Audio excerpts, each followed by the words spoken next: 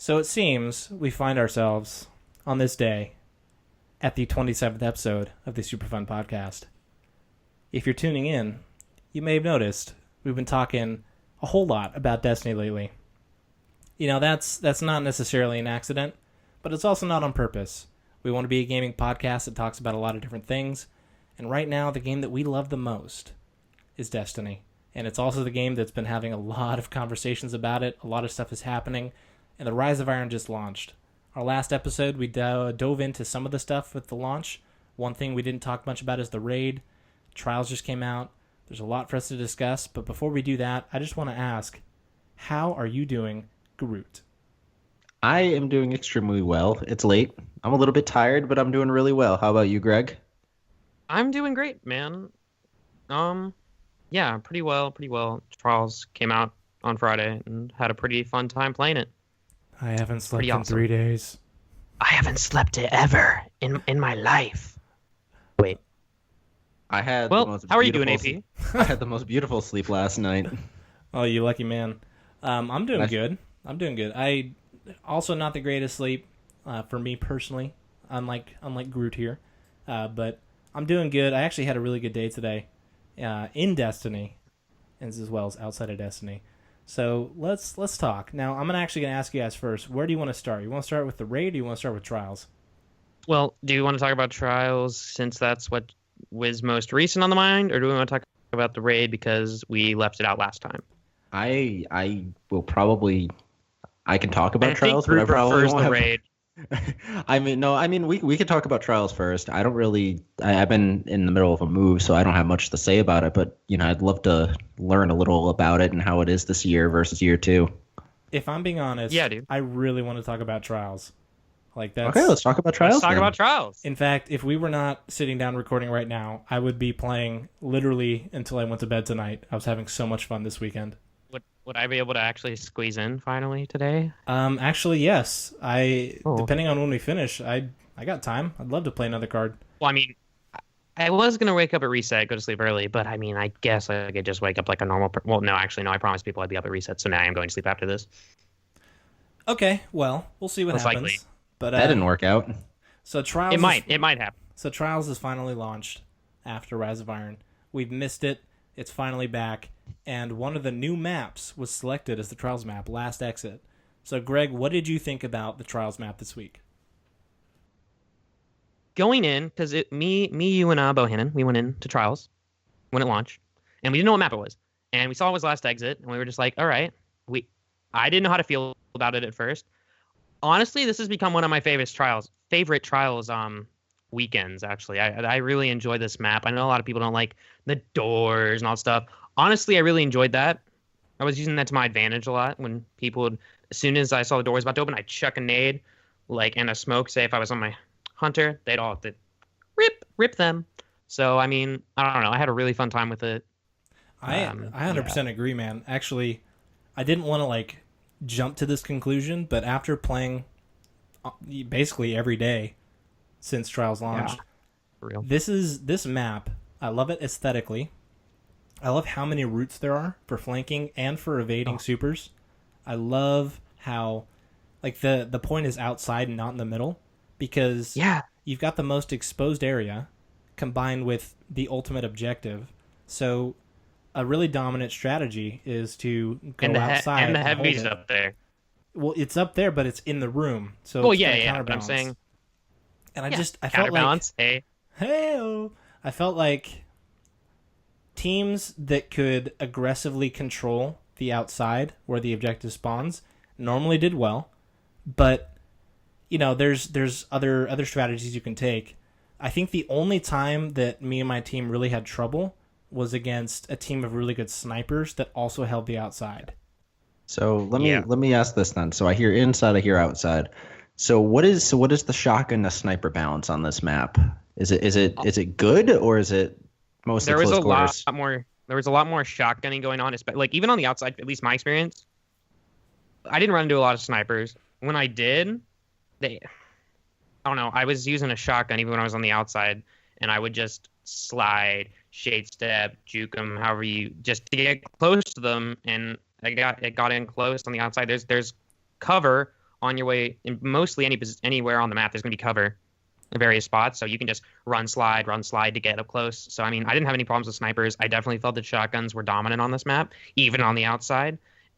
It's like, unless you had facing a team that were experienced and good snipers. Other than that, shotguns, I think, definitely, and fusion rifles and sometimes sidearms, definitely the more close quarters weapons, I think, won out. Yeah, let me put it this way. The way the map's laid out, do you know what we're talking about when we say last exit? Yeah, I know which map you're talking about. Okay, so if you're going inside in the tunnels, for the most part, shotguns and fusion rifles will reign supreme, and only a very, very skilled sniper can take that and take an advantage out of it. If you go up into where the heavy spawns, there's that lane that's in between the tunnels and the outside area.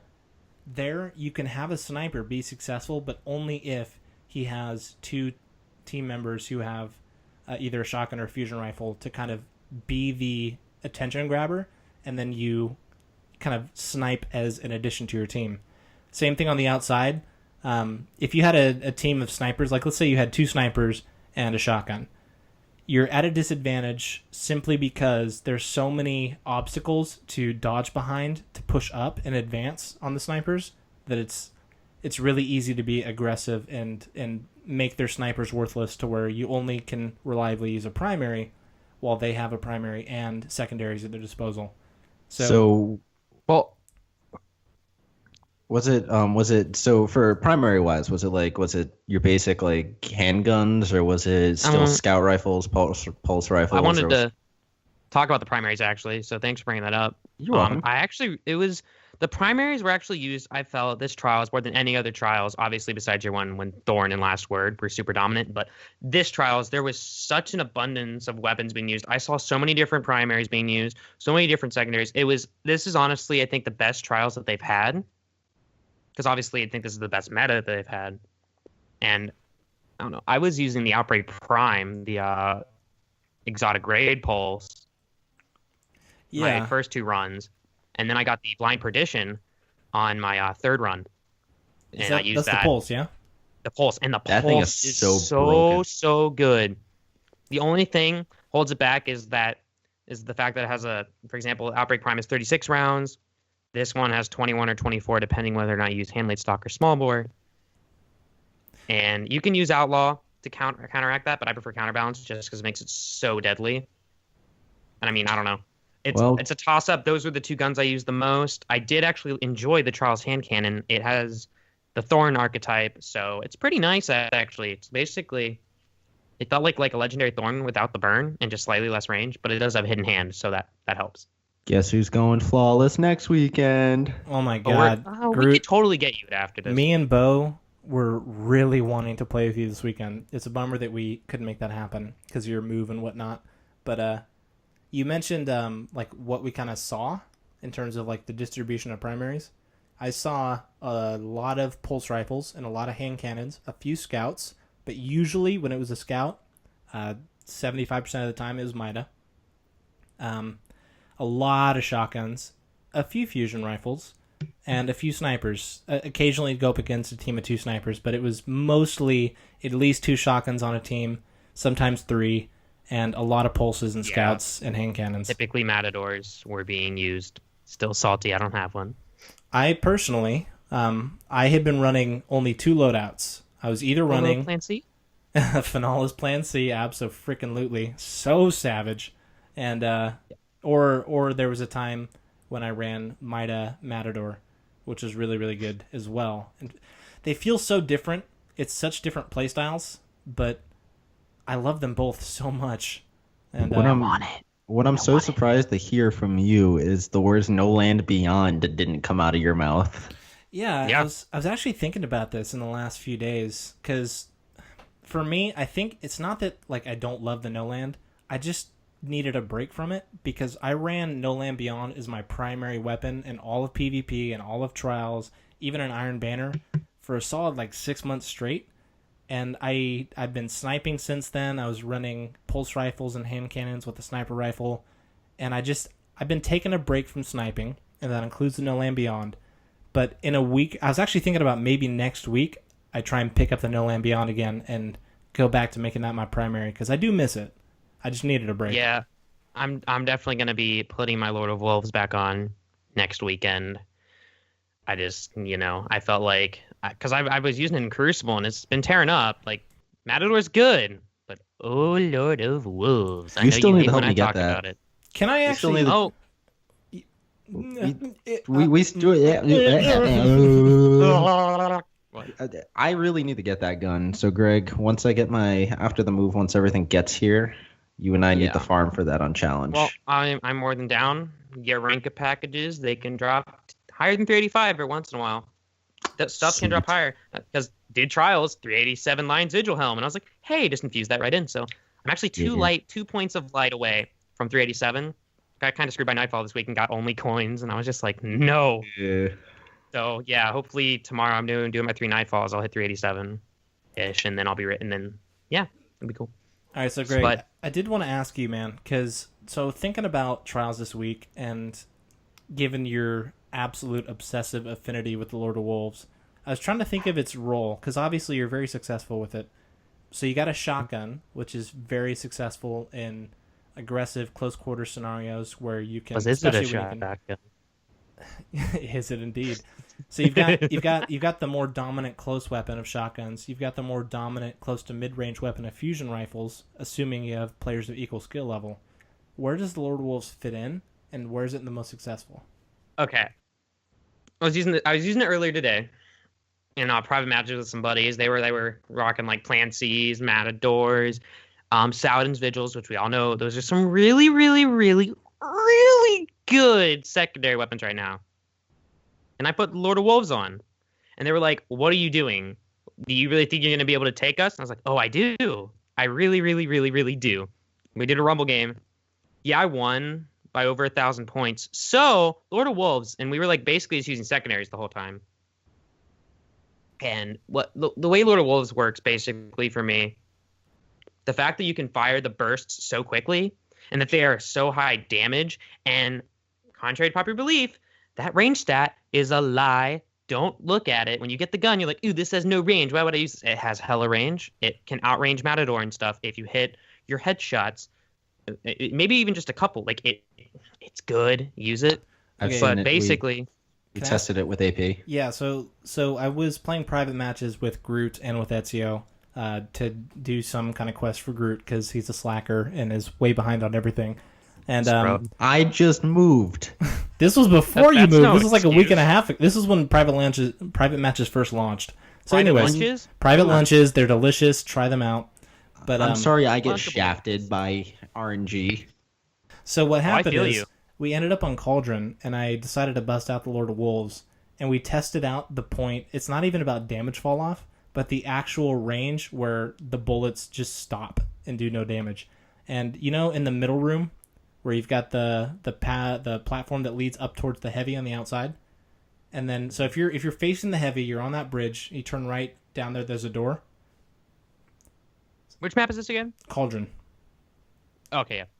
So I'm on the bridge, looking at heavy. On the right side, there's a door, and Ezio was just on the outside of the door, and I was on the edge of the bridge, and that's a pretty short range. That's like easy Plan C kill, and the bullet stopped just short of his head. I had to move forward like 2 inches, and then they were doing damage. So you say the range, and what I see is the range is definitely shorter than a fusion rifle. It definitely extends beyond a shotgun. So functionally, what role? Like you mentioned anecdotally, you wrecked in a private match. I was actually going to but get to that. But... Go ahead. Go ahead. Tell me. And so it feels like if you love like having like I guess like the more range of say a fusion rifle, but you also like the raw killing power of a shotgun, and say even like pulse rifles. So like basically it's like in between fusion rifle and shotgun kill range. Obviously, you can do super up close to in between fusion rifle and shotgun range, which makes it really unique because people don't expect you to be able to hit them sometimes, and you'll just one burst them and then they'll just drop. Like, and how it works is as long as it depends on the range, but if it's like up close, only one of those has to be a critical for them to drop. A little farther away, maybe 3 or 4 of them, because it shoots 5 pellets. So, and in extreme ranges, 5 pellets to the head, they're gonna drop. So you basically you have to use it a while to get a feel for exactly where the spread's going to be and how to use the reticle. Because the reticle, it's a nice reticle. I enjoy the scope. It's a clean reticle, but it's not like, I don't know if you understand what I'm saying since you've used it. I do. But I don't know. I'm having trouble explaining it, but does it make good sense what I'm saying? Like, let me ask you this, because I know how the gun works functionally, and I'm trying to understand its role. And I've seen you be very successful with it against players that are definitely not bad. So are you, in terms of movement, because I think that's a huge factor with fusion rifles and the Lord of Wolves, it has to do with movement as shotgunners are pushing in. Okay. So are you backpedaling, taking to the air? Okay, so using the Lord of Wolves in the air, by the way, it can work, but it's more better if you're on solid ground when you fire the darn thing, since it is a burst fire and not like a single slug or like a normal shotty shell. Like, you know what I'm saying? So if you're in the air shooting that thing, it's going to be pretty inaccurate. So basically, but like my friends say, we're coming around a corner, he had a jug shield and a matador. I just back up to the range, because I'm to the point where I understand like roughly where the range is to the point where I can get a kill. And I just fire burst, jug shield's gone, burst, he's dropped. Basically, it's about positioning with the gun as well, more so than anything. Because if you can just back up, like, it can be one burst if they don't have a jug shield, but they have a jug shield, just drop. If a Fist of Havoc, my buddy popped a fist, and he was like above me, like we were on Bannerfall. He was in one of those window things basically above, and he was dropping down. He popped his fist, burst. I had enough time to do 3 bursts, and he just died. I didn't die. So the thing has insane damage output. You just have to hit your shots. You have to know how to back up, because I was backing up too. Soon, if he had hit, I would have been safely out of the radius. But basically, it's about positioning. You have to know the distance to it. It's honestly, if you can use it, will outclass any shotgun in the game. And that's just my opinion on it. Fusion rifles, I think, will still, if you're a good fusion rifler, that'll still beat any shotgun, like, in my opinion. But Lord of Wolves is definitely the king of shotguns if you know how to use it. I don't know if I explained that better. If I can explain it better, that makes sense. So. And I've seen you play with it like defensively and both offensively as well, and do very well with it on both ends. You know, especially offensively. I've seen you take on a whole team of 3 and take them all down in trials before. You know, I've seen you go beast mode with that thing. But at times, I see you sitting back, and then somebody will run around the corner, and your reaction timing is beautiful about it. So I think and I think it's not just about. I don't think it's just about range and positioning. It's about the person using it as well, of course, which is the most obvious one. But you have to have a keen mind of how the gun works in every single area, because it's one of those guns. It's not like a hand cannon where if you shoot somebody in the head, you know there's going to be a damage fall off from far away, or something like that. But with Lord of Wolves, you have to know the exact range of where the damage is going to do. You have to know where they're going to be, and you have to know where to place yourself at that moment. Yeah, and like me and my buddy Chimmy Chong for the win. Shout out to Chimmy, he's really cool. But me and him, when Trials dropped House of Wolves, we didn't have the Lord of Wolves yet, but about 2 weeks after Trials dropped, I got a Lord of Wolves from that Elder Cypher. Oh my god, don't get me started about how annoying that thing was to get. But we got it. That was the gun we chose, because we saw that thing, we were just like 5-round burst shoddy. Pretty good. So we chose that, went to Trials. Hadn't used it before. We had not used it in Crucible. We just went to Trials with it. We went Flawless. We fell in love with the gun. We've been using that thing basically since we first got it, since it first came out.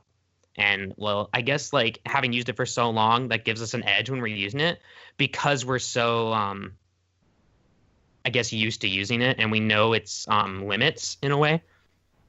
But I don't know. It's definitely one of the best special weapons in the game if you can master it. I want to backstep. It's like the no land of special weapons. I was literally going to say that. You're going to destroy. I wanted to let you guys talk. I knew you were going to say it. That was one thing I was going to say. It's the no land beyond the shotguns.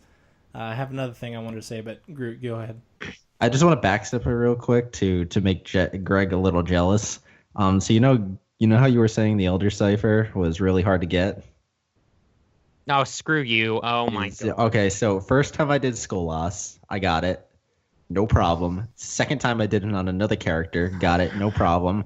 Third time did it on a character, new character, no problem. Got it 3 times in a row in 1 week. First week? So did Oh my I. god. First week. I didn't do it first week. I did it like once a week, but every time I did Skolas, I got 3 Elder Ciphers. Did I Yeah. say 2 months or 2 weeks when I was saying that, by the way? I'm not too sure. Doesn't matter. Okay, Some- because it was sometimes- 2 months before I actually got the cipher. Sometimes when you talk, I don't listen because I don't want to listen to Oh. you. Actually, no, you said 2 weeks. Okay, yeah. Well, I meant 2 months. Did For the you, first or are you cipher. lying to me? Now, this is I meant 2 honestly, months. this is a common trend with Greg. He's a phenomenal speak player that good has at the the worst. He has phenomenal RNG in some areas, but when it comes to Rude emblems cat emblem. and when it comes to specific targeted drops that he really wants, God, it's bad. Crux of Crota, anyone? I still don't have it. I still have Week 2. before taking, Yeah, week yeah, before House Groot. of Wolves dropped, got it. Yeah, Groot, still I have played 2. on your account this weekend, and I saw it just sitting there, just waiting to be used, and I. Oh man. You wanted to delete I already it. have a necrochasm. I'm just keeping it there just for. Yeah, You I should- got another Crux recently. and I It's was like, bad. oh, shit. Ezio actually texted me individually and was like, "Why are you hoarding year 1 armor materials and stuff?" My vaults are. Oh, I have 'em. I cleared out my vaults about like a week ago, maybe a week and a half ago, and I still have stuff in there that's like ancient that I hoard. It's bad. I'm a hoarder when it comes to armor and weapons from year 1 and year 2. I mean, I respect if you were able to keep 1 sapphire wire, 1 playsteel plating, and 1 what's the warlock one? Hadronic essence. If you kept Yeah, I one was of gonna each say, I of don't have any those, more of those. I would have been like, that's stuff that especially, and I don't want to jump here now, but or maybe is it? No, we don't get there yet. But especially if these characters and our loot transitions to Destiny 2, and you can show that to them, be like, hey, you know what this is? Like, no, what the hell is that? You might hate me. Did you I get have rid of them? 200. I have 210 playsteel plating. Oh my Fif- god! hold on. Ty- 15 Hadronic Essence and 532 Sapphire You know you can Wire. turn those into Yeah, you armor can turn materials, those right? in, and you could freaking level up your faction. That's what I like did 3 when times. Taken King came out. Why would I I? like Man, 3,000 of each one. do you want to know how 9,000 many armor materials I have? No. I have over 2,000 armor materials. Groot, you're trying to get your light up. Freaking use those resources, man. Okay, but Yeah. let's not get into that. There's tons of people explaining how to rank up your light, but with Greg, do actually- you want to say something? Yeah, I was gonna say. So Trials, we all felt pretty good about though, right? Me and you. Yeah, I actually really enjoyed it. In fact, before we started recording, I played, so I went flawless twice this week on 2 of my characters. Had trouble with my hunter on this particular map, but I played a card with a friend to help him get flawless, and I played my warlock again, got him flawless. So that's technically 3 flawless cards. It feels real good. I was having a good time. So much fun that I was waiting until the last possible moment to log off and come record the podcast because I just wanted to keep playing games. It felt real good. Good map, good meta, and it's Monday, so it's super sweaty. And Well, and I the ones I enjoy want to that. talk about. What was your opinion of the new Adept weapons, and the fact that it's now Snapshot as the Adept intrinsic perk and not Last Resort? So I do like that because it makes, number one, I think the guns are actually really awesome. I haven't tested them out, but I've heard a lot about them, and I've gotten They're the good. scout rifle, the pulse rifle, and the fusion rifle, and I want to test them out. You. I'm so sorry. I want the fusion, man. I wanted it. So I think they attuned the guns so that they're very, very good, but they're not overpowered, and I think that's excellent. Yeah. You want them to be desirable, and that's good. They did that well. And the fact they made Snapshot, Last Resort, I think one thing they're trying to do is they're trying to take these weapons and make them more functional than just Trials. Yeah, Trials. Because Last Resort, Snapshot is a perk that you don't really need in PvE necessarily, but Yeah. you can use it in every It's also not a bad game thing of to P- ever have. Yeah, on of anything. course. But it's like Last Resort or Snapshot. Last Resort, it's only functional in Trials and Elimination Playlist, and then Technically, it very is rarely in in Skirmish. PvE. So I mean, if you're like in 3v, if in Yeah, a that's 3, true. like say Nightfall or something, it can come in handy. But I mean, I never had a problem with Last Resort. I thought it was a pretty chill perk. I saw they changed it to Snapshot when I got the poll, so I was like, oh, okay, cool. I mean, this makes sense. Yeah. Yeah, I I'm guess gonna a lot of love people that for didn't the like Last fusion Resort. rifle, because Oh, again, I hate you. like Wait. Huh? Well, the secondaries don't have a depth, but does the fusion come they with not? Snapshot? oh, you're No, actually they that's a don't. good point. It doesn't say Um, only primaries are a depth. No, Haha, Still AP. bugs me. Greg's smarter than you. he is Mm. 100%. In fact, Huh. I learned to spoke at 9. What's the word? This is why Months I of hate age, you. years. I hate you. Can you say hate? Repeat after me. Hate. Hate. Nailed it. Hate. Hot. Hate. Hot. Hot. Hot. Hate. Yep.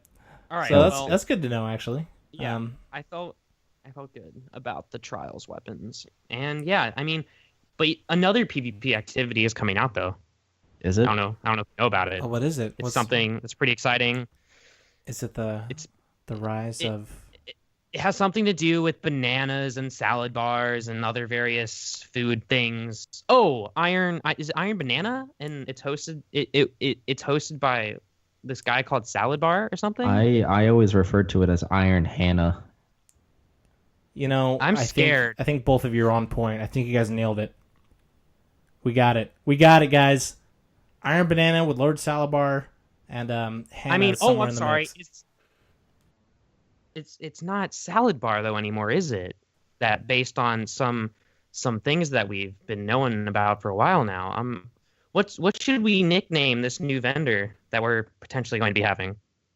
It has to be food related. I believe her name is Lady Ephrodite, but let's give her a food related name. Ephra-eat.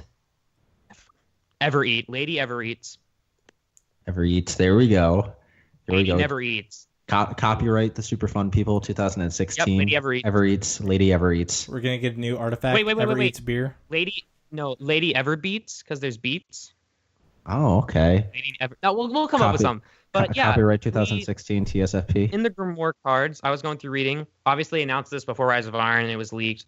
But Lady Ephrodite does not show up in the Iron Lord section. She also does not have an artifact, and she does not have a statue in the Iron Temple, meaning she is still alive, most likely. And she's in the Tower Allies section, still alive. So people are speculating she's going to be the Iron Banner vendor. I'm sorry. Oh, God, I committed a sin against Destiny. It's Iron Banana. Never say Iron Banner. That's not what it is. The mortal sin. Okay. You slimy son of a gun. I'm sorry. Don't purge me. But yeah, so that's actually a pretty what are your bold speculations? proclamation. Is that something that you think is going to happen? Yes. You think it's going to I guess happen that's this soon after launch? I do. What? Okay, so here's the thing. Why? Okay, so I know like the Destiny, the data bank for Destiny has always been kind of leading us on in terms of yeah, various things like the exotics that we've never I seen. want those Thunderlords, bro. The I Void do and too, Solar man. one. I do too. But here's the thing: is we've always been led in the direction of that, but this one just makes so much sense. You know, we don't know much about Ephrodite. We don't. All we know Other than is her sniper was overpowered as shit. yeah. So we know she has a sniper for Iron Banner, which is an Iron Lord's thing. Most Iron Lords get a weapon after their name, but she doesn't have a statue. She's not in the Iron Lord section, and she's No still artifact. alive from what we've seen. So this would be a great comeback for her. And not only that, is people are complaining that the story on Rise of Iron was too short. It wasn't. It was great. It was And you paid perfect. $30 for it, by the way. $10 doesn't take in King. Exactly. Respect Deal with for it your- if you don't like it. You paid respect for your it. opinion. Great. But like here's the thing: is this is the perfect opportunity for them not only to let Iron Banana, come back, but do something different for once. Bring Ephrodite back, put it or Ever Eats as we want to call her now, and bring a storyline with it to give us some background on what happened. Yeah. Don't just throw us and just be like, hey, here she is, she's back. There's got to be some kind of. I just want a cut scene with it. I want to know what happened. I want to see what happened. I want to experience that. I really am hoping there's a quest at 1 tomorrow. You Yes. get in there. Or maybe it's at reset. There's just a quest. It's like, we got to go find Ephrodite, guys, or Effort Eats, or something like that. What if- Heifer Beats, whatever. I don't we care. got a hidden exotic, a hidden Ephrodite spear from doing the quest line for her. No, not even exotic. I just want, he gives you Ephrodite's spear back in all its Oh, glory. man. Without final round. Without final round, please. I That can't deal with was that again. Aphrodite's glory. Yeah, I know. They Was- say I they miss- nerfed Ever Eats, guys. Look, missed I those agree days. with That's you why guys. she doesn't have an artifact, because she has no glory anymore. I agree with Yeah. you guys that I think they're going to leak out more story as we progress towards Destiny 2 in relationship to the Iron Lords, in relationship to Aphrodite. I agree that that's something that's very likely coming, and if it's not, it's a travesty because it should be. We all feel the progression of where Bungie's gone as they've built us new stories, and with Rise of Iron, it's kind of been, they didn't decide to make this expansion until like January or February. So this is in a short amount of time. They took everything they've learned in the first 2 years, and they made something amazing. And I agree that I think there's more coming. I think there's going to be more than just like last year's April update with the pitiful story mission progression and then a new It was strike. horrible. It wasn't horrible. It I just they actually didn't had have no enough. problem with it. It wasn't. Okay, it wasn't was horrible, it good, just wasn't as enjoyable. Substantial, but Yeah. Well, see, like when I played the original storyline, me and my buddies, we had no idea that people thought it would sucked, so we just thought it was really cool. Like, oh my god, this is like the best thing ever, and then everybody's like, this sucks. And I was like, oh shit, our opinion is completely different from everybody else. I had a great time. I played the whole year one story by myself, and I enjoyed every single I did it second in a of day, it. man. So Yeah, good. me too. I enjoyed every single second of it. I don't see why people complain about it, but hey, it's their Aphrodite opinion, Stranger. so- Actually, Really? actually, on Twitter, I asked X-Ray and Gabble Ratchet about that, and No. apparently, there's not enough evidence to No, support I don't think that. she is. I was just making a joke because that's like a thing everybody's joking about. It's like the Ever Eats Stranger. Yeah, I don't think it's her either. After looking into some stuff myself, it's definitely not her. Well, I mean, Yeah. I mean, the thing is, like, I don't want to go down a rabbit trail, but I just want to say, like, Aphrodite kind of went away from the Iron Lords. That's why she's not included in the current Iron Lord terminology. She's not Lady Aphrodite. She's just Aphrodite. She wanted to pursue her own thing. Pretty There's sure a it lot says of- Lady Aphrodite in the Grimoire. Well, according to the dudes who studied the Grimoire, she went away from the Iron Well, Lords. yeah. She wanted to pursue her own thing. There's evidence that she's younger. And Oh, yeah. I don't know, man. The Exo Stranger could be. Okay. No, I'm just saying. I remember Probably not. reading the Grimoire card that it says Lady Aphrodite, but Well, because on she the was Grimoire at one itself. time. yes, But yes, Maybe correct. not Not presently. anymore. Yeah. Anyways, whether that's true or not, we're going to find out in time. All I'm saying is, you mentioned that maybe we'd get a new quest or something with Iron Banner tomorrow, which is Tuesday, which is said. October the 4th. And, Yep. I kind of doubt it. I'd be very Well, pleasantly boo you. surprised. Honestly, actually, I don't even want to say I'd be pleasantly surprised. I'd be disappointed if it happened tomorrow. Because here's the thing. There's so much more story to explore, and I want this story to unfold. And think about the next couple months of Destiny. We're going to be going into the whole like Festival of the Lost, which is going to be evolved. We're going into Sparrow Yeah. Racing League, which is evolved. And then we've got this huge section of time there's going to be a drought between content, and that's the time where they can really whet our appetite and give us more story and give us more lore and context, give us more things to do. I would Low rather they rates. save, I would rather they save Aphrodite for that. While You guys we, aren't gonna like me. why? So basically, it's been confirmed already that Bife has concluded that Lady Aphrodite is going to be in a certain location to which he's pinpointed to for coming back as the vendor. And it's been confirmed because when the Iron Banner event starts, it's when you report the Lord Saladin. There's something going on where apparently Bife discovered that Bungie might be sending players on a one mission quest to search for her. He furthered that, quote unquote, the Splacers have captured female Iron Lord, and she is not keen to fight back due to her pacifist philosophies. So, pacifist philosophies, that's interesting. And then he speculated that a group of glitches have managed to find their way into a playable space, a small bit behind the walls near Site 6, where Aphrodite is currently located.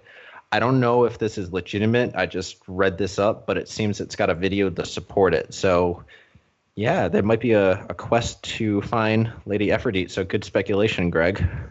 Yeah, and I mean, as you were mentioning as well, there is that Iron Banner giant like sigil logo in the observatory when you go out there currently with the Ice and Fire tokens. I just said that really weird. Ice and Fire tokens. All right, yeah, I like how I said that. All right, sorry. But yeah, you use the tokens, the Ice and Fire tokens from Killing Axis. You can go out there, observatory, where you first saw Sepix, basically right underneath where that was. Iron Banner logo coming up out of the ground. That's where they're suspecting she might be, if she is indeed the vendor. So, yeah.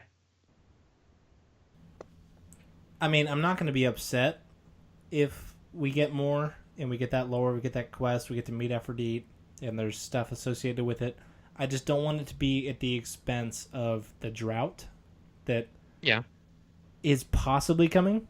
If it does not come, if they can fill content and create sustainable activities, like, great, phenomenal. But I'm worried about that based on year two. Well, yeah. Here's the thing though, is they were really speculating that the major subsidiary that kind of keep us going on the April update was going to be bringing back the old raids up to current light level. So that's been the absolutely biggest speculation so far. So I think that's probably what's going to come with the April update. And I'm quite honestly, VOG runs again are going to keep me occupied until Destiny 2. I'm not even kidding. Just constant VOG runs. I'm actually going to call. Fatebringer, my old friend. I'm gonna call shenanigans based on what happened when you thought the April update was going to keep you satiated until Rise of Iron, or what we thought was going to be Destiny 2 at the time.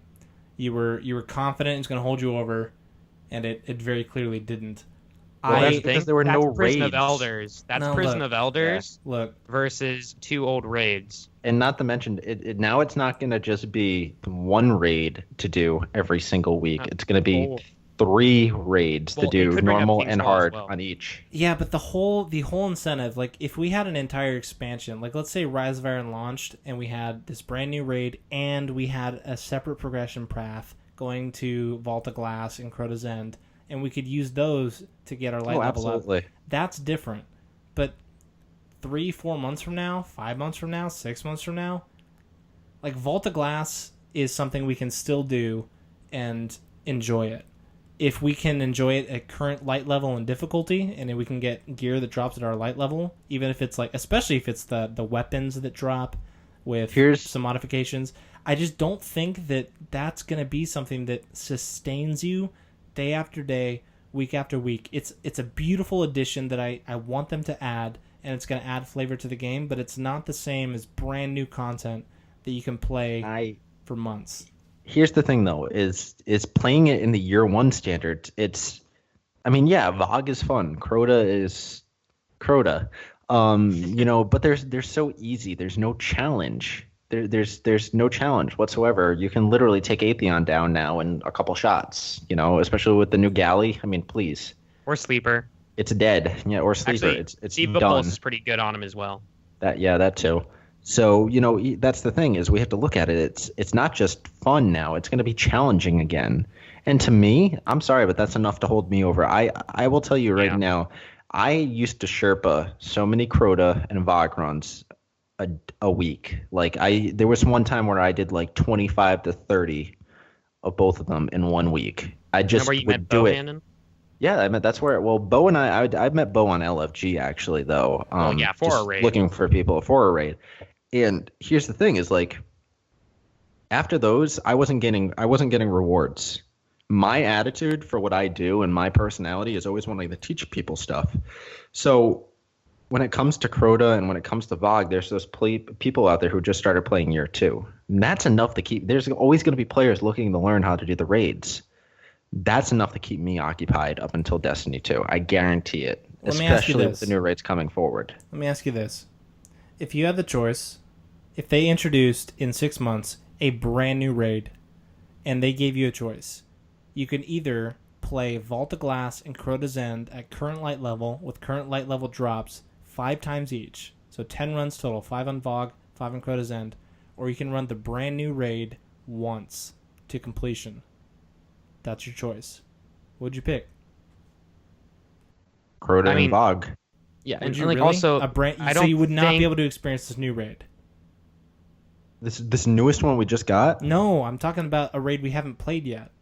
Okay. Oh, man, See, I here's the thing. Bog and Crota. I don't think they were gonna do that though. That would make zero sense. No, of course. This is more of a thought experiment.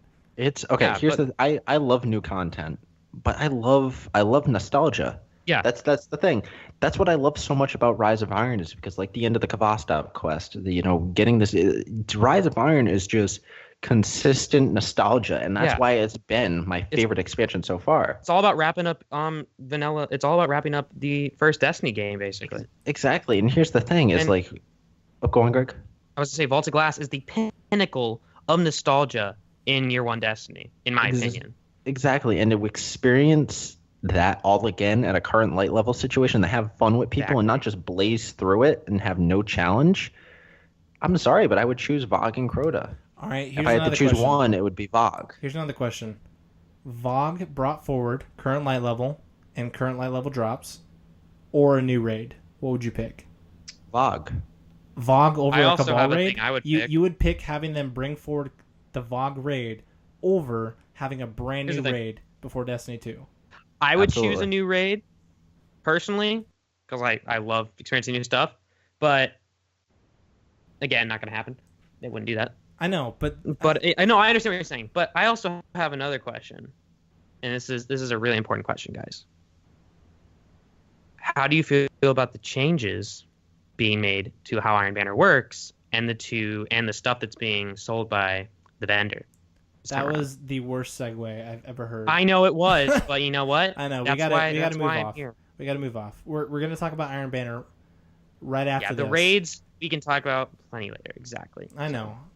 All I want to say, let's talk about shotguns for 25 minutes, and then then we'll talk about raids for 45 minutes, and then no. All I want to say is I agree with you, Tyler, that Vault of Glass is amazing, and I want to see it brought forward.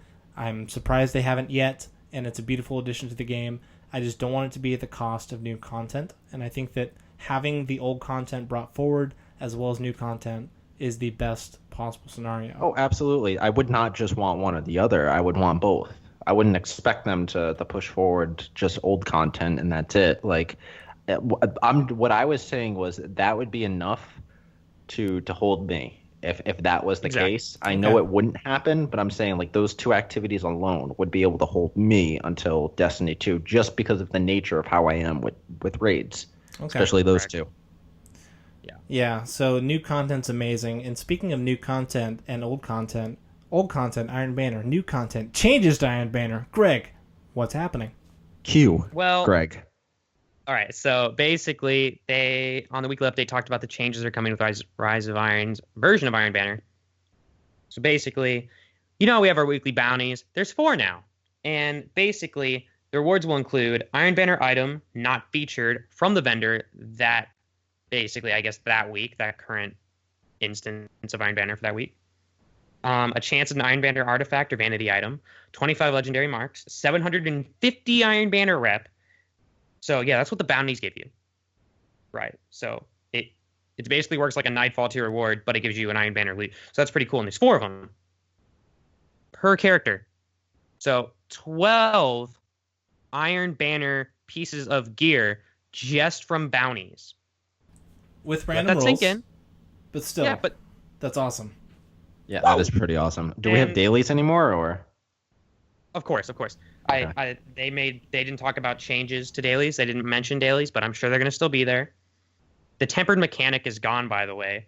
Good. So basically, the whole point is the leveling is going to be the same every day. It doesn't matter if you play all day Tuesday. You could hit rank 5 Tuesday just as easy as you could playing all day Monday.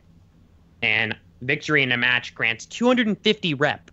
Victory, 250. That's pretty nice. Have they changed how much rep you actually have to get towards each level? I'm not sure. They didn't mention that. Specified. I would assume not.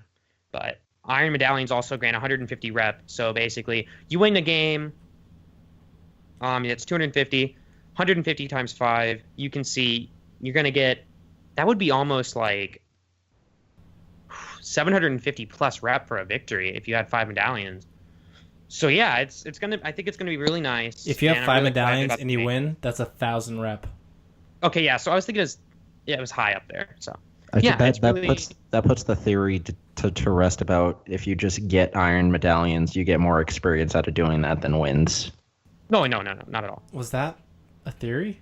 That was Well, a yeah, theory. because here's the thing. That's 5, but or you could just win 4 games and have 1,000 reps. Exactly. Well, That was a thing. I guess in the year only one. the only way that could make any sense at all is once you've already gotten rank 5, you deliberately lose games so that you can get medallions for the next Iron Banner. But that's pretty much stupid. It's such Well, a like I waste of time. stupid theory. Yeah, but I mean, and the weapons that the vendor will be selling are the auto rifle and the shotgun. No, I don't know what they're called. I don't have that information on me. Sorry. We're gonna get the Hunter Gauntlets and the Hunter Cloak. So basically, gauntlets and class items, basically, for all the characters. And there is no talks of PlayStation exclusive ones, Good. but yeah, I just see one set each. So yeah. Oh, I'm That's sure there pretty still will exciting. be PlayStation exclusive. There ones. probably will still be. Maybe it'll just be the exclusive PlayStation gear from last time, and it'll just be at this light level. Who knows? But we'll find out. But yeah, that's the Iron Banner stuff. So yeah. So Greg, we've heard about these new iron engrams. Is that what they're called? Okay. Yeah, and I don't see any mention of them, but they have talked about them. You guys know what I'm talking about, like in interviews and all that stuff. Yeah. They've mentioned them. They mentioned them on the Game Informer, freaking 16-page thingy they did forever ago, like beginning of September. So that's about what, 2 months ago. Yeah. Damn. Have we heard anything about year 1 Iron Banner weapons? See, how I heard it was year 1 gear, armor for sure, and I know that year 2 weapons for sure. I don't remember. I feel like because in the database it shows year 1 Iron Banner armor and year 2 Iron Banner armor with the Taken King logo, so those are there. It has all the year 1 Iron Banner guns and the year 2 Iron Banner guns. It doesn't have them at the current light levels, but I don't know. We'll find out. Maybe it's just that you can get them, but they're not upgradable. I don't know. We'll figure it out, but I definitely know they're in the database, so I don't know. I'd be really excited if engrams like for that armor dropped from the dead bodies of players. Oh my god, that would be That's something great. we'd never I seen. hope to God they do that, man. I mean, we got Supremacy where we drop engram kind of shaped objects that you collect They're for points. crests. Dang it. Yeah, but they're engrams. I mean, Yeah. And just imagine that, like we have engram spawn from PvE. Why can't we just have them spawn from PvP? you Yeah, know? exactly. I think that'd be a great change to the loot table because, Yeah. oh, it's been 2 weeks and no Matador yet, guys. Yeah, and it opens up not just the Matador. post. Maybe they could make it so like the weapons or the engrams that would drop from players could be like at a specific light level they would cap, and then you have to infuse it from there. Yeah. But and the weapons that you get post game have a higher light level, and you have a better chance of getting a god roll out of it. Year 1 Iron Banner weapons. They're named after the Iron Lords, are they not? Yes. An Iron Engram, say, gives you a Felwinter's Lie. You have to go on a quest and say you have to use that artifact that's associated. Something. They could do something. Ooh, just came to my head. Ooh, Can you see where I'm going with this? I can see. Maybe it's just so lock and key. That's just something I really hope they do. For those that just really got confused with my wording, because I'm Groot basically explain what I just said. Maybe re-explain it because I kind of like botched that. What are you trying to explain? What I'm just trying to say is. Oh, so you're trying to get a quest line from if you got like an iron engram, you'd have to like you go up to do a the quest line to get that out specific and gun. he's like, "Yo, this was my bro my chick was Felwinter's a chick? I don't remember now. Felwinter is in fact, I think she's a girl. Yeah. I feel like it's Lady Felwinter. Yeah. Yeah, So it's Lady Miguel Felwinter. Felwinter, this is her shoddy. You should go do some stuff with it. I don't know. That would That's be my thoughts. awesome. That would be. I'm all in favor of drops from Crucible in the game. I'm also in favor of those leading to quests as opposed to engrams. I do not want blue and green engrams dropping No. from No, Crucible. dude, No. no. But No. things that start No. quests, yeah, that'd be awesome. Yeah, it's like you got the you get the sleeper simulant weapon thingies, and it would lead to this stuff. But yeah.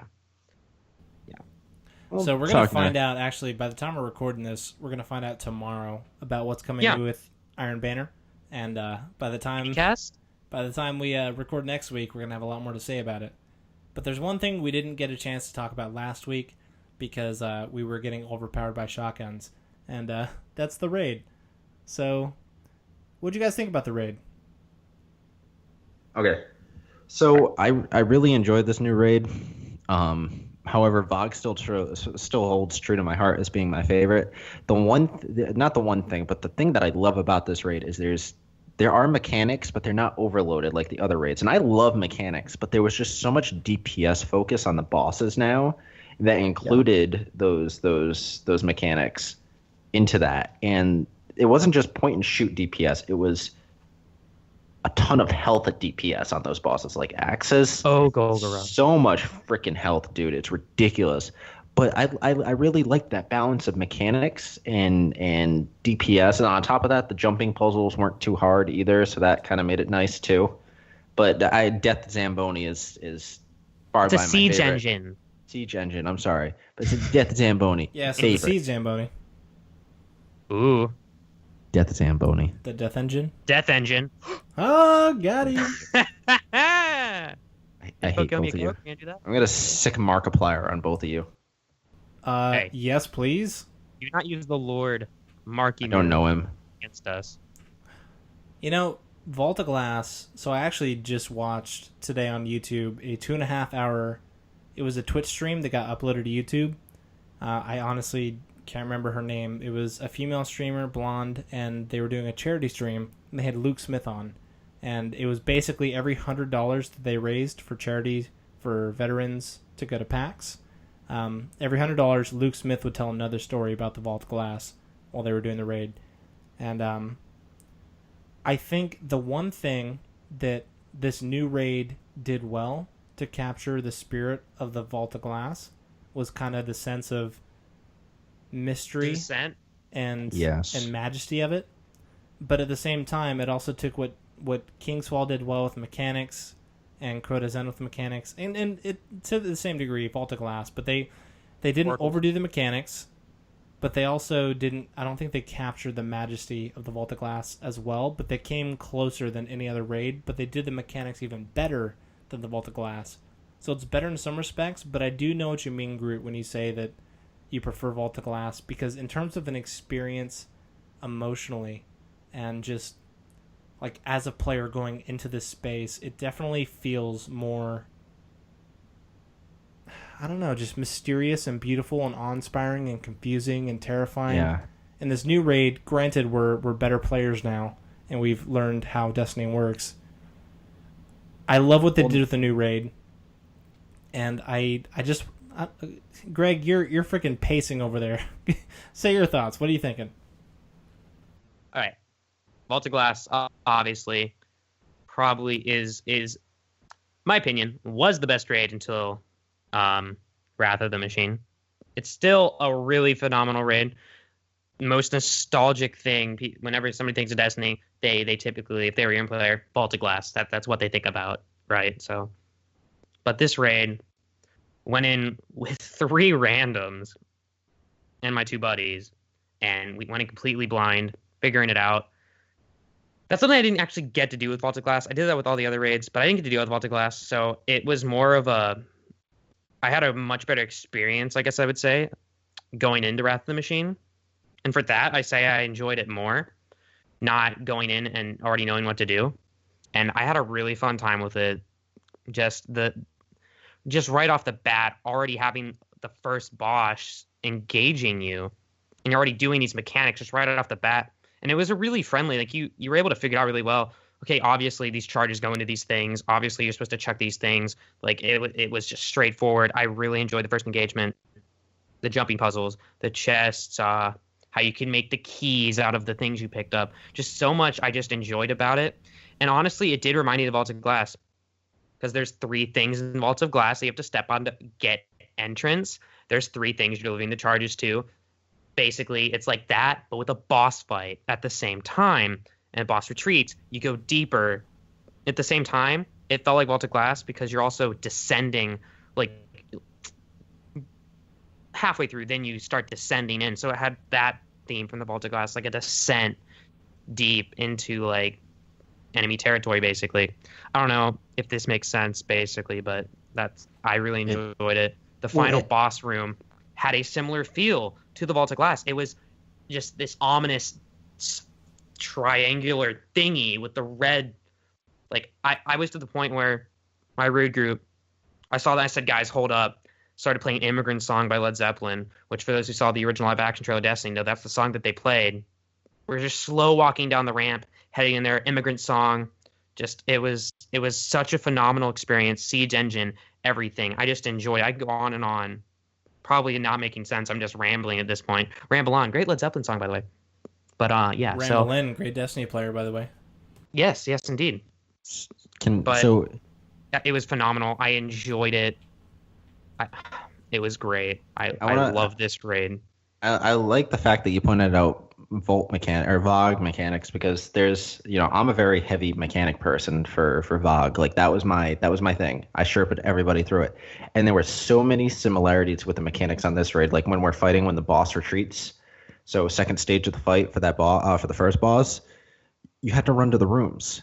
Well, when we're doing the oracles on VOG, you have to run away from the heck. You have to get in the cleanse. In the cleanse, yeah, exactly. Oh, and also there's the infections from the different enemies. Yeah, you have to do the infection. I forget the name of them. It has to do that, and then you have to throw the orbs at the boss in order to take his shields down. That's the same thing with it had a similar thing with the charges. Yeah, exactly. Yeah, same thing with taking down the Templar. You have to charge up and use the super for that, the oracle, and then or the relic, and then boom. Yeah, and I like the fact that you bring them down with these charges. It's similar to that. The Shanks reminded me of the Supplicants from the Atheon fight, because they just come in large numbers and they rush you. And that's what I felt like. I was like, geez, these are Supplicants 2.0. But obviously they don't explode in your face, which is nice. Although they could have done exploding Shanks, and I would have shot myself. There are exploding Shanks in Phase 3 of the first boss fight. No, I'm talking about Axis. But yeah, I'm talking about comparing Axis to Atheon, where it's got that feel like you got Supplicants, you got Shanks. Like it just, it. So I think this whole discussion about VOG versus Wrath of the Machine, it's a conversation between old school and new school. It's a conversation between nostalgia and the new age. And I think the reason that people feel differently about this, they took everything that made VOG so special, and the things that the Crota Zen raid and King's Fall did not capture, in terms of the majesty and the awe and the secrets that are hidden within, and they put that into this particular raid, Wrath of the Machine. And soundtrack. Yeah, I feel like they took what they did really well with VOG and they expanded upon it. They took the fact that there are probably thousands of YouTube videos about the hidden chests in the in Vault of Glass, and how many people just kept searching for it. People are still asking Luke Smith about it. And they actually added those kind of secrets to Wrath of the Machine. And they really, really took what worked well. Okay, so basically, with the whole secret chest in Vault of Glass, they definitely expanded upon that with Wrath of the Machine, with these monitors, right? And so people were finding these monitors and throughout the raid, and then at the end there was this thing that just opened up underneath the boss fight, the boss room. You can go down and there's these lasers and there's a monitor, and so but there's 5 sets of lasers and there's 1 set of lasers left, and you know that I've gotten 4 of these monitors. What the heck? There's still a set of lasers. It's basically, for those that don't know, there's monitors throughout the raid that you got to turn on and activate. And I'm sure there's videos everywhere, so definitely feel free to look that up, because it leads basically to the exotic pulse rifle known as the Outbreak Prime. It's really good, by the way. Honestly, it leads to the pretty quest. Competitive. It leads to the quest to get the gun. Yeah, but basically what ended up happening was secrets. The ARG Yao sector, what played a huge part in actually figuring out how to do the monitors. Me and my buddy Rational, shout out to him, he's a really cool guy. We and him went in there right after we got done recording last week's podcast, actually, to figure out how to because everybody figured out that the monitor was inside this giant sphere, this object, basically. It was a diamond. Yeah, diamond. Sorry, shapes. I don't know shapes, man. So it's in there. There's all these cylinders around the room, and in the room before, there's 2 monitors, but we couldn't figure out how to turn them on. So the ARG basically, and I don't remember what that stands for, augmented I don't know. reality game. I think Yeah, it's one that. of the most common So ones. basically, Yeah. it tells you how to basically where to stand, activate these monitors, where to stand on these cylinders. And so we figured that out. And I guess Datto at the same time, we didn't realize this at the time. He was doing it at the same time. So we figured that out right around when he did. But so we were standing on them, we got them activated, but we could not for the life of us figure out what those numbers were that popped up on the screens. And I feel like I should have known because I had just learned about binary and crap in my class for college. I should have known. But they're binary numbers, and Datto figured that out. And my buddy was watching the stream, and I guess about 10 minutes afterwards, he's like, oh, by the way, Datto figured this out 10 minutes ago. I just didn't want to tell you. I was like, you could have told us. So binary numbers is basically what these monitors in the server farm were saying. And long story short, you had to convert those into numeric, decimal, whatever. And the left monitor told you the column of the room that the monitor's in, there's four different sections. Well, we don't Section need to 0, thoroughly explain the puzzle because there's so many guides out there. Okay, I'm not going to thoroughly explain it. Yeah, sorry. Basically, you go through all this, a freaking website, a web page, helping you figure out this secret. You get an emblem, an exotic engram once you finish the secret. You go on, you get the chest underneath the boss fight once you kill Axis, and you get the quest for the pulse rifle. The quest is phenomenal, by the way. Bungie definitely outdid themselves. I thought this was the best exotic quest that they've done. Well, in terms of, like, complexity, obviously the Kvasov and the Iron Gjallarhorn were more, nostalgic. But this, I definitely think that this was the best quest that they've made in terms of complexity and what you had to do. Like, it was difficult. Like, for the last step, there's not even a calculator because people, I guess, were using calculators for them. And I didn't know that, so we spent the time figuring it out. It took us about 15 minutes to figure out the last step. Basically, long story short, you run the raid again, you do these Nightfalls, you do Archon's Forge, a bunch of stuff. You get the Pulse. It drops at 390, by the way, so that's a pretty nice light level for a weapon to drop at. It's so good. When I was using it in the raid, we discovered basically that it can outbeat Gjallarhorn in terms of damage, and I'm going to stick with that because, I don't know, people are disagreeing with that. It can. It definitely can. And Look, it's phenomenal. I think the thing that's the most exciting about this is they finally realized, based on, like, in the Vault of Glass, their first raid, how many hundreds of thousands of hours were poured into searching that raid out, trying different challenges that were not preset, not told in the beginning, to try and unlock this hidden chest that they thought was in there because of how much space was there to be used in spots that looked like chest locations. They realized this community... Like, there are very few secrets they can put in that are too cleverly hidden to be found eventually. And they created a quest that is very complex, requires very deep thought, a lot of collaboration amongst the community. Datto didn't figure it out.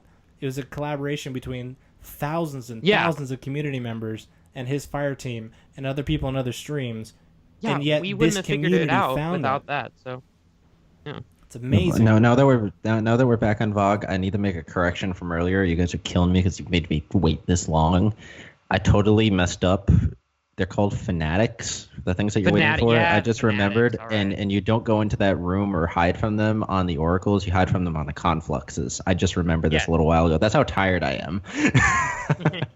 Yeah, dude. Fanatics, But yeah, I love the combination of the nostalgia that this new raid brings back, but the new stuff that it brings to the table as well, and that's what I think is where Bungie's moving in the right way with this game, and that's why I'm speculating when Destiny 2 comes out, like, we're gonna see a whole new kind of Destiny. It's not gonna be what we saw before.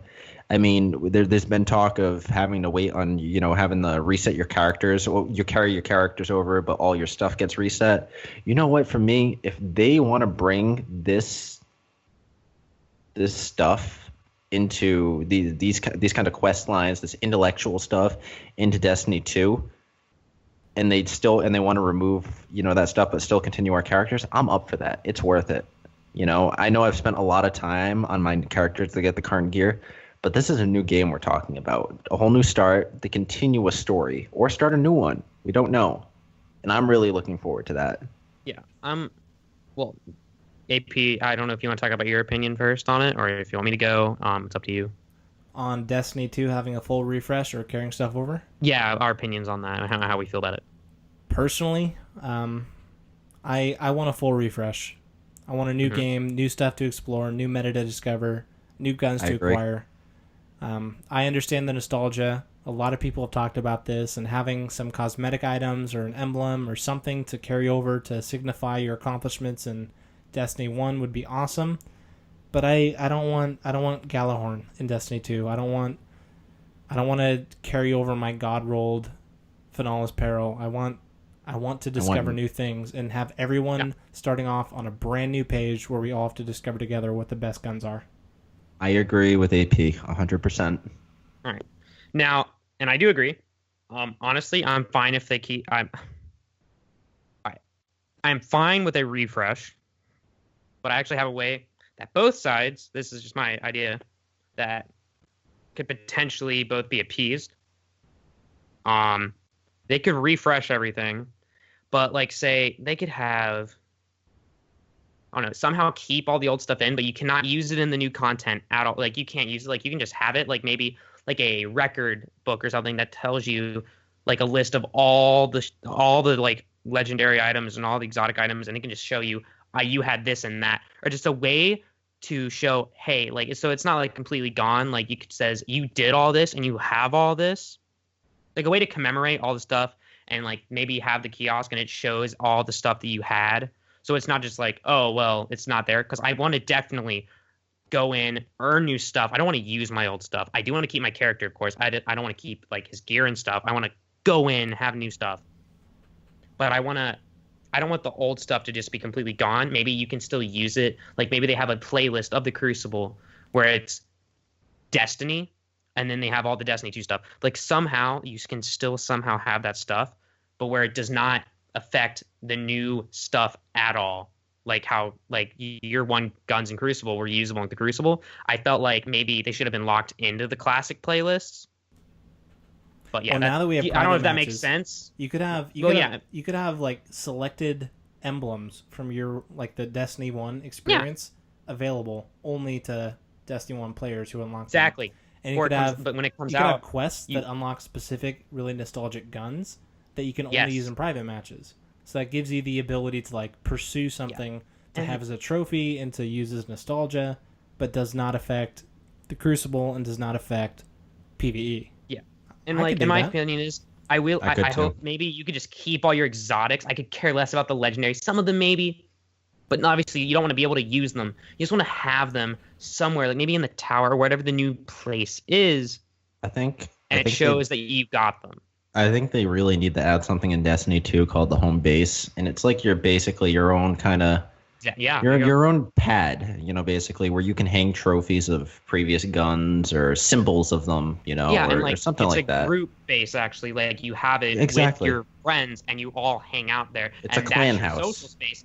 So you're not with random players all the time, you know, and just you're with people, and you know, guys, I think Destiny is already.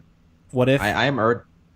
Groot, I'm sorry, this is too important. This is revolutionary. That's fine. Go. What if, so in Destiny 2, you have your Guardian. He has his home base with a 48-inch flat screen plasma TV with an Xbox or PlayStation. Oh. And in your crib in Destiny 2, you can play Destiny 1, and you can shoot your Gjallarhorn. Your Gjallarthorn, the new weapon where you infuse the two, and it shoots. I'm sorry, I believe it's the last Galar Hawkthorn.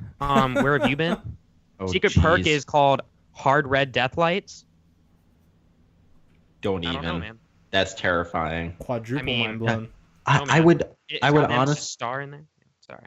I would love to see, like, Destiny is already social. Like it's majorly social. It's probably one of the most social games out there.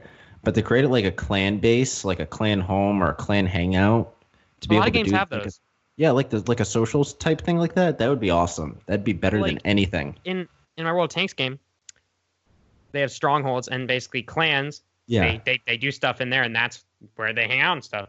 So yeah, basically something like that. Destiny strongholds, man. You know, something like that. Yeah. That'd be really cool. And yeah, you can go back, like it's like in Black Ops. You can go back and play. There's the thing, and you can go play the Dead Ops Arcade, which is so it's like a throwback to some older stuff. Oh jeez, I just came up with the best freaking comparison, but the worst. Go ahead. game developers out there because of what they do, and we're not going to get into them. But Payday 2, exactly how you have your home base for Payday 2, it's fully customizable, and everybody can hang out there. Minus the game developers that do that because they don't really care about what happens. I've never even played the game, so I know nothing. It's literally like it's awesome. Just watch a video of the home base of Payday 2. It's customizable. Right. You get like your vault and stuff, and it's just you walk around with your friends, and it's cool. But yeah, so I mean, we all shared the opinion that a refresh should happen, and that's good. Yeah. I, of course, do not think that everything should be like you worked for the past 3 years at that point on your old stuff. I don't think it should all completely go to waste. But definitely a refresh should happen, and that's what I'm saying. There should be a compromise. We should be able to have our old stuff, but it should not affect the new content whatsoever. Yeah. That's my opinion on it. I think to summarize, everything up until Rise of Iron has shown that Bungie has evolved their understanding of what the game is. They have listened to their community. They have produced maybe not their biggest expansion yet, but definitely the one that shows the most promise for Destiny 2. Second biggest. Yeah, and it's... in my opinion, in terms of quality, I'd say it's the best. Again, not the biggest. We got less content than Taken King, but it's... definitely the best. It's every time they release something new, the game is getting better, it's getting bigger, and it's becoming more polished and more attuned to what we, as this massive community, actually enjoy and like and want to play. So I'm really excited for Destiny 2, and I'm sure you guys agree with me. Yeah? Absolutely. Yep. And I'm also excited for the rest of year 3 in Destiny. I think it's going to be a roller coaster. There's probably still going to be some seasons of droughts. I honestly don't think it's going to be as bad as year 2 in terms of droughts. Yeah. But there may be some. But overall, things are looking good in Destiny. Hey guys, is Destiny dead? No, and it never has been. And people never will say be. that don't know what they're talking about. I mean, Maybe it's Destiny dead for was you. close to being It's not for dead everybody. after launch, after about 2 months when Oh, look at you, Mr. I hate you. When was it almost dead? I know, I'm just messing with you. The reason people come into major Destiny streamers' Twitch streams and say, "Do people still play this game?" is because they probably played Destiny when it first launched and have not seen what it's evolved into and what the community has become and what the game is actually. You mean become. like when all those people left back in year 1? Exactly. Those are the people that They say couldn't Destiny hit level is dead. 30.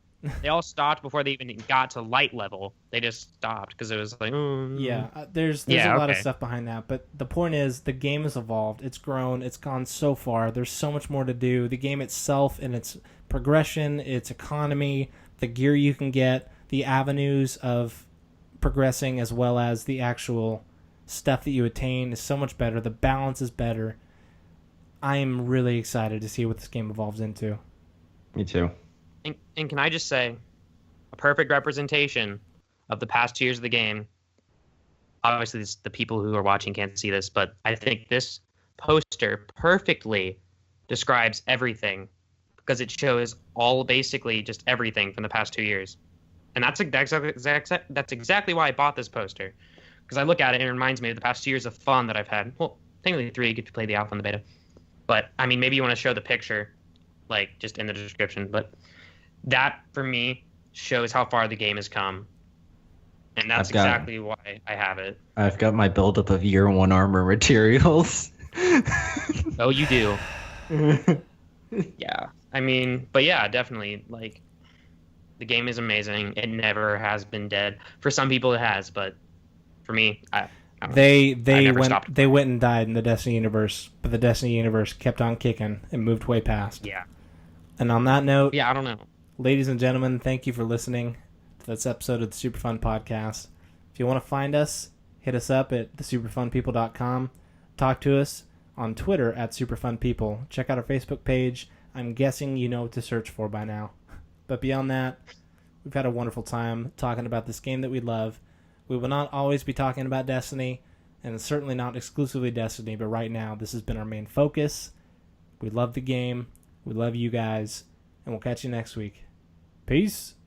Peace. Peace.